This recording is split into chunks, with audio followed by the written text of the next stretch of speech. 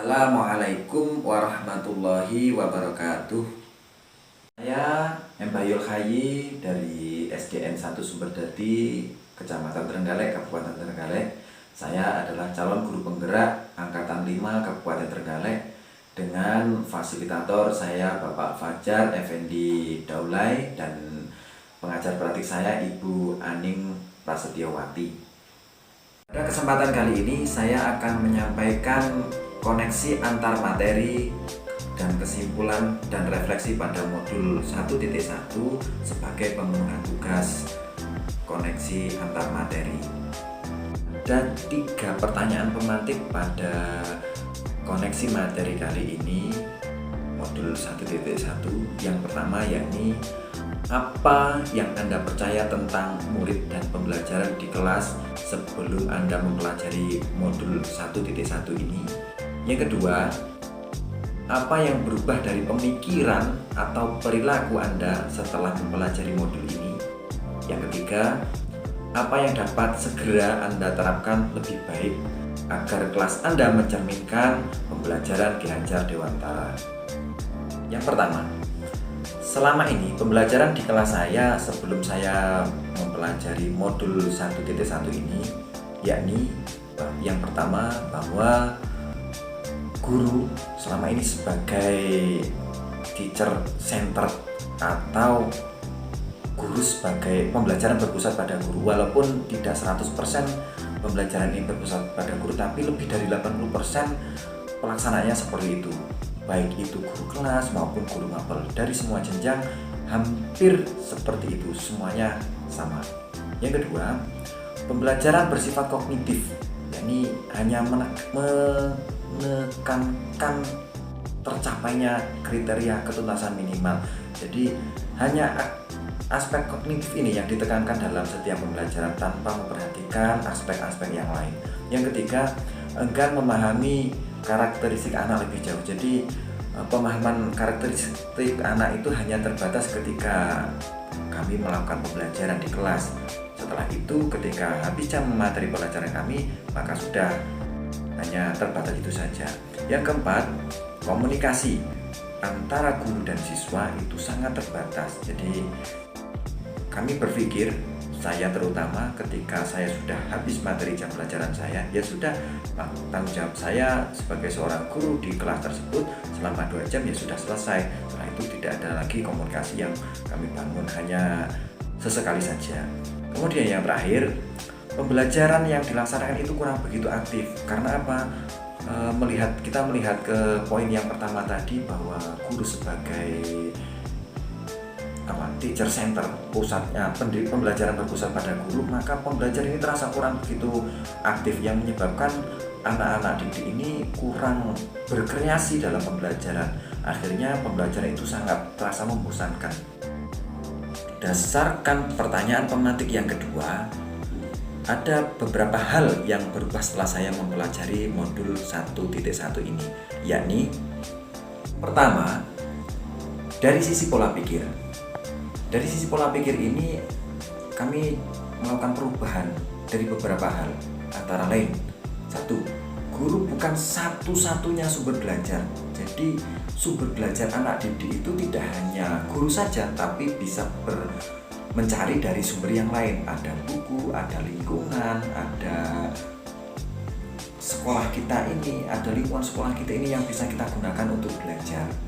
Yang kedua, siswa sebagai subjek, bukan sebagai objek. Jadi siswa ini harus berkreasi, siswa ini mampu berkreasi lebih dalam lagi karena dia bukan lagi sebagai objek. Jadi pembelajaran ini berpusat pada anak didik atau student centered. Yang ketiga, berteman dengan anak supaya lebih mudah memahami karakteristiknya. Ini bermakna bahwa saya sebagai seorang pengajar, sebagai seorang guru, saya akan menjadi teman mereka, saya akan berkorelasi dengan mereka, friendly, bersikap dengan mereka itu layaknya saya anak-anak juga. Jadi supaya pembelajaran ini nantinya lebih menyenangkan, supaya saya lebih memahami karakteristik anak didik saya, maka saya harus bisa dekat dengan mereka. Karena kalau saya jauh dengan mereka, maka otomatis karakteristik mereka tidak mungkin akan mudah saya baca. Perubahan yang kedua, ini kami ambil dari sisi sikap dan perilaku, yang mana ada beberapa hal yang berubah dari sikap dan perilaku kami sebagai seorang pendidik. Bahkan ini berefek juga pada anak didik kami. Yang pertama, kami berusaha mengemas pembelajaran seasik mungkin supaya apa? Supaya anak lebih aktif dan supaya anak lebih termotivasi lagi dengan pembelajaran yang kami sampaikan. Dengan materi-materi yang kami sampaikan, anak-anak akan lebih aktif, anak-anak akan lebih termotivasi lagi. Yang kedua, lebih cermat dalam melihat bakat maupun minat anak didik kami. Jadi kami akan berusaha sebaik mungkin, sedetail mungkin bagaimana kami mengetahui bakat dan minat mereka, karena diyakini atau tidak bahwa anak itu mempunyai bakat masing-masing, anak itu mempunyai minat masing-masing, mereka punya potensi masing-masing yang harus dikembangkan dan tidak boleh kita paksakan anak harus begini, anak harus begitu. Mereka punya standar masing-masing. Yang ketiga, belajar sambil bermain. Jadi kami berusaha ketika menyampaikan materi itu kita gunakan sebahagia mungkin lah, anak-anak kita gunakan teori yang sangat mudah, yang sangat sederhana sekali, yakni dengan cara belajar sambil bermain. Jadi dalam bermain nanti kita akan belajar, jadi penyampaian materi itu tidak akan membosankan. Kemudian yang keempat, kami berusaha menyiapkan banyak sekali referensi terkait ice breaking dalam pembelajaran. Jadi nanti anak-anak itu tidak akan bosan. Walaupun materinya itu kemungkinan bukan materi lapangan, materi yang bersifat sejarah mungkin. Biasanya kan kalau kita belajar tentang sejarah itu membosankan karena hanya sekedar cerita. Nah, ini di tengah-tengah penyampaian materi ini akan kita berikan ice breaking supaya anak-anak lebih semangat dalam menerima materi yang kami berikan. Berdasarkan pertanyaan pemantik yang ketiga, hal-hal yang dapat segera saya terapkan agar kelas saya menjadi lebih baik dan mencerminkan pemikiran Ki Hajar Dewantara, yakni antara lain. Yang pertama, mendesain pembelajaran seinteraktif mungkin supaya pembelajaran yang kami lakukan ini nantinya tidak hanya sekedar proses transfer keilmuan, tapi ada interaksi antara saya sebagai seorang pengajar dan anak didik saya sebagai murid saya. Mereka akan lebih aktif dalam kegiatan pembelajaran. Yang kedua, menyesuaikan pembelajaran dengan kearifan budaya lokal. Setiap daerah itu pasti mempunyai budaya yang berbeda-beda. Mereka mempunyai budaya yang unik di daerahnya masing-masing. Daerah pesisir misalnya itu pasti akan berbeda dengan daerah pegunungan ataupun juga dibandingkan dengan daerah perkotaan. Nah, ini kita akan menyesuaikan materi itu supaya mampu diterapkan anak dalam kehidupan mereka. Makanya akan kita sambungkan, akan kita sesuaikan dengan budaya yang ada di daerah setempat supaya mereka lebih mudah untuk menerapkan dalam kehidupan sehari-hari. Yang ketiga, pembelajaran mengedepankan aspek budi pekerti.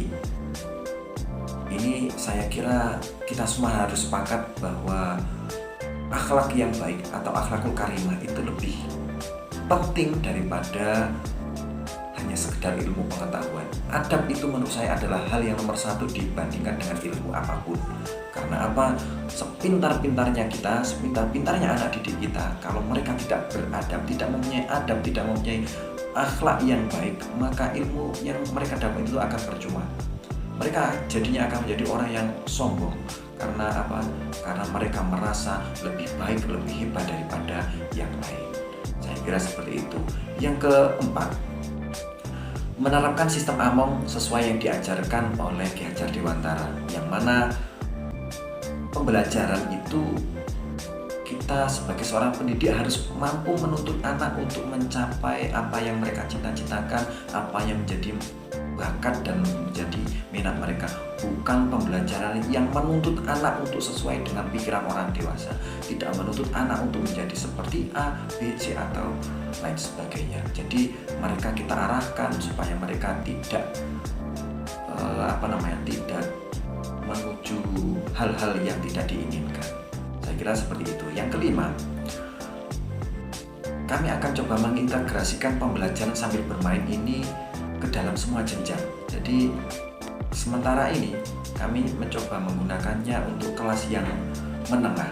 Jadi kelas menengah itu antara kelas 3, 4, dan 5. Nanti akan kita gunakan pembelajaran belajar sambil bermain ini dalam semua jenjang. Jadi kelas 1, 2, 3, 4 sampai dengan 6 ini kita gunakan teori belajar ini supaya mereka semua bisa merasakan bahwa dalam bermain itu ada ilmunya, bahwa belajar itu tidak melulu kita harus mendengarkan apa yang disampaikan oleh guru, tapi mereka juga bisa bermain tapi mendapatkan ilmu pengetahuan. Itu yang kelima.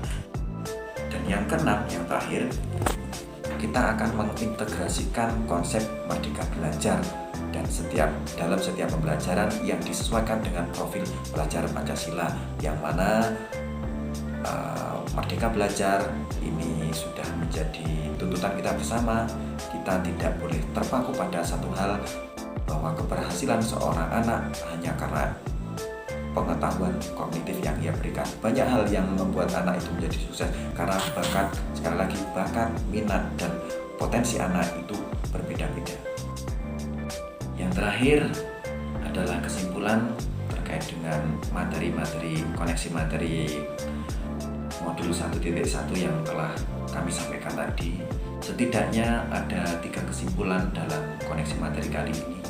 Yang pertama, pendidikan tidak hanya mengedepankan nilai kognitif saja, namun ada yang lebih utama dari nilai kognitif itu, yakni nilai budi pekerti, yang mana akan menjadikan anak didik menjadi manusia yang berakhlakul karimah, menjadikan anak yang beradab, menjadikan manusia yang benar-benar baik dari semua sisi. Tidak hanya pengetahuannya saja yang baik, tapi dari segi adab, perilaku, akhlaknya itu semuanya juga baik.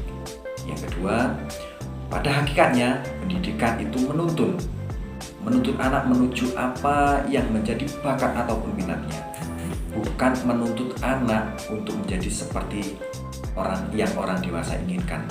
Jadi anak ini mempunyai bakat, minat, dan potensi yang berbeda-beda, maka kita sebagai seorang guru harus menuntun. Kita harus menggunakan sistem among supaya anak didik mencapai apa yang dicita-citakan tanpa membatasi bahwa anak didik harus sesuai dengan pikiran orang dewasa. Yang ketiga, anak didik adalah subjek. Maka sebagai seorang subjek, kita harus menempatkan anak didik ini sesuai dengan seharusnya. Anak didik bukanlah objek yang harus kita permainkan seenak kita sendiri, harus bisa kita mainkan, kita lempar ke sana, lempar ke sini, tidak seperti itu. Dan kita sebagai seorang guru atau pendidik bertindak sebagai pelayan dalam mengarahkan anak menuju kesuksesannya dalam hal pendidikan ini. Jadi anak-anak harus kita tuntun supaya mereka menemukan apa yang mereka cita-citakan. Demikian tadi koneksi antar materi, kesimpulan, dan refleksi modul 1.1 yang bisa saya sampaikan. Ada kurang lebihnya mohon dimaafkan. Saya M. Bayul Khayyi. Assalamualaikum warahmatullahi wabarakatuh.